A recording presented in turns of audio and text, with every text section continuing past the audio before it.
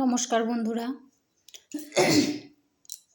All time রান্নাঘরে আপনাদের সকলকে স্বাগতম। আশা করি সবাই ভালো আছেন এবং সুস্থ আছেন। তো আজ আমি আপনাদের করে দেখাবো এগ দিয়ে একটা সুন্দর নাস্তার রেসিপি। এটা খুব সহজভাবে বানিয়ে নেওয়া যায় এবং খুব অল্প উপকরণেও কিন্তু বানিয়ে নেওয়া যায়। আর এটা সন্ধ্যাবেলায় টিফিন হিসাবে কিন্তু খুবই ভালো। ছোট থেকে বড়রা সবাই কিন্তু এটা পছন্দ করবে। তো স্কিপ না করে পুরোটাই দেখবেন বন্ধুরা, আশা করি আপনাদেরও ভালো লাগবে। তো এটা বানানোর জন্য প্রথমে আমি বেশ কিছুটা পরিমাণে ময়দা নিয়ে নিয়েছি। ময়দার মধ্যে একটু স্বাদ মতো লবণ দিয়ে দিলাম। লবণটাকে ভালোভাবে ময়দার সঙ্গে মিশিয়ে নেব। তারপর একটা বাটির মধ্যে 1 চামচ ঘি আর 1 চামচ তেল ভালোভাবে একটু গরম করে নিয়ে ময়াম দিয়ে নেব। অবশ্যই গরম করে নেবেন, তাহলে কিন্তু এটা খুবই মুচমুচে হবে। আর ময়ামটা খুব সুন্দরভাবে দেবেন। একটা মুঠো করলে ডাবে পরিণত হচ্ছে, আবার হালকা চাপ দিলে ভেঙে যাচ্ছে, দেখে বুঝতে পারছেন। এখন আমি নর্মাল জল দিয়ে একটা শক্ত টাইপের ডো তৈরি করে নেব। ডোটা কিন্তু খুব নরম করা যাবে না। ডোটা তৈরি হয়ে গেছে। এখন ওপর থেকে একটু তেল লাগিয়ে দেব, যাতে ওপরগুলো না শুকিয়ে যায়। তেল লাগানোর পর এটাকে আমি ঢাকা দিয়ে 10-15 মিনিট রেস্টে রেখে দেব। এদিকে এটা রেস্টে থাকুক, আর আমি এখানে যে এগ নিয়ে নেব বলেছিলাম সেটা দিয়ে একটা সুন্দর ভুজিয়া করে নেব। তো তার জন্য এখানে আমি কড়াইয়ে তেল দিয়ে দিলাম। সর্ষে তেল ব্যবহার করলাম।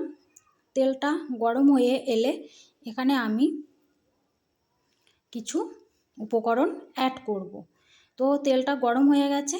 এখন আমি 1 চামচ মতো গোটা জিরে তেলের মধ্যে ফোড়ন হিসাবে ব্যবহার করব। জিরেটা যখন সুন্দরভাবে একটা স্মেল আসবে, তখন এখানে আমি 2টো পেঁয়াজ টুকরো করে রেখেছিলাম, সেই পেঁয়াজ কুচি এই তেলের মধ্যে দিয়ে দেব। দেওয়ার পর এখানে আমি স্বাদ মতো লবণ দেব। লবণ দেওয়ার পর একটু পরিমাণে হলুদ দেব, দেখে বুঝতে পারছেন। আর ভিডিওটি যদি আপনাদের ভালো লাগে অবশ্যই লাইক কমেন্ট করবেন, আর নতুন হয়ে থাকলে সাবস্ক্রাইব করে পাশে থাকবেন। তারপর এখানে আমি কিছুটা লঙ্কার গুঁড়ো দিয়ে দিলাম। ঝালটা আপনারা আপনাদের পরিমাণ মতো বুঝে দেবেন, কে কেমন ঝাল খেতে চান সেই হিসাবে। দেওয়ার পর ভালোভাবে পেঁয়াজের সঙ্গে নাড়াচাড়া করে নেব।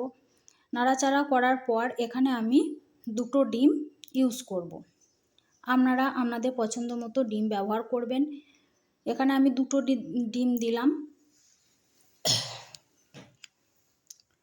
ডিমগুলো দেওয়ার পর ভালোভাবে পেঁয়াজের সঙ্গে কিন্তু ঝুরু ঝুরু করে নেব। গ্যাসের ফ্লেমটা লো আঁচে রাখবেন, তা না হলে কিন্তু তলার দিকে লেগে যেতে পারে, সেদিকে খেয়াল রাখবেন।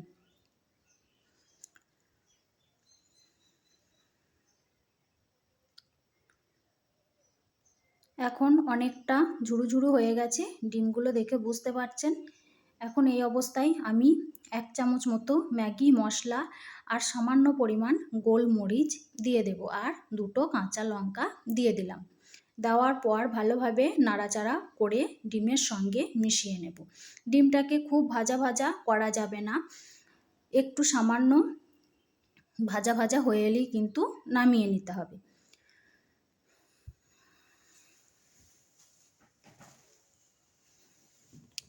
এখন ডিমটা ভালোভাবে ভাজা হয়ে গেছে, দেখে বুঝতে পারছেন। এখন আমি কড়া থেকে নামিয়ে নিলাম। তারপর যে ডোটা ঢাকা দিয়ে রেখেছিলাম সেটা ঢাকা খুলে আর একবার ভালোভাবে মেখে নেব। সুন্দরভাবে মেখে নেবেন, দেখে বুঝতে পারছেন ডোটা মাখা হয়ে গেছে। এখন আমি ছোট ছোট করে লেচি তৈরি করে নেব। আপনারা আপনাদের পছন্দ মতো ছোট বড় করে লেচি কেটে নেবেন। সবগুলো লেচি কাটার পর এখানে আমি তৈরি করে নেব।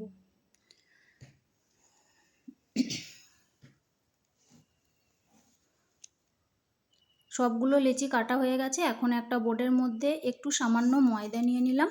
আপনারা চাইলে কিন্তু তেলও ব্যবহার করতে পারেন, তেল দিয়েও কিন্তু সুন্দরভাবে বেলে নেওয়া যায়।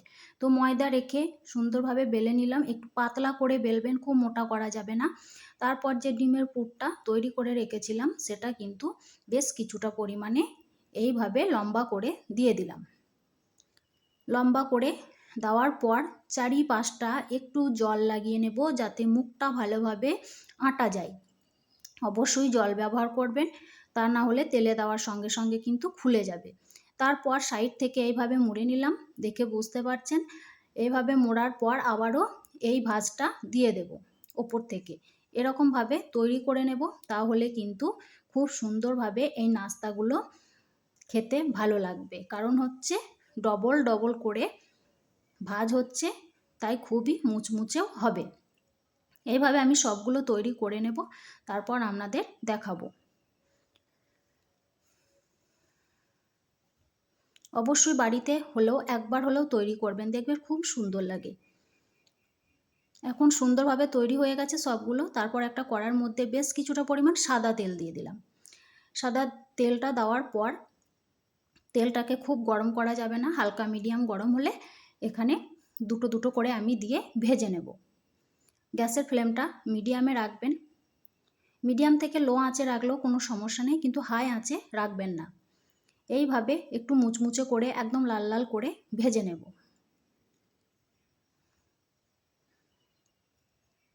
দেখুন বন্ধুরা, কতটা ফুলে গেছে দেখে বুঝতে পারছেন, আর লাল লাল হয়ে গেছে, খুব সুন্দরভাবে মুচমুচেও হয়ে গেছে। এখন আমি কড়া থেকে তেল ঝরিয়ে তুলে নেব।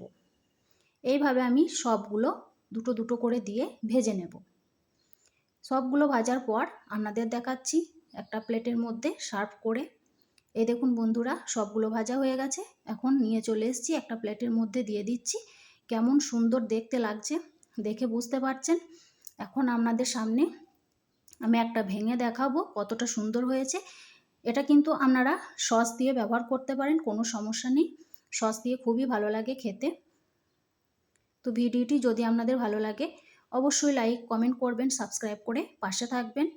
অনেক অনেক ভালোবাসা রইল আপনাদের জন্য। দেখুন ভিতরটা কত সুন্দর হয়েছে দেখে বুঝতে পারছেন। আজ এই পর্যন্ত বন্ধুরা।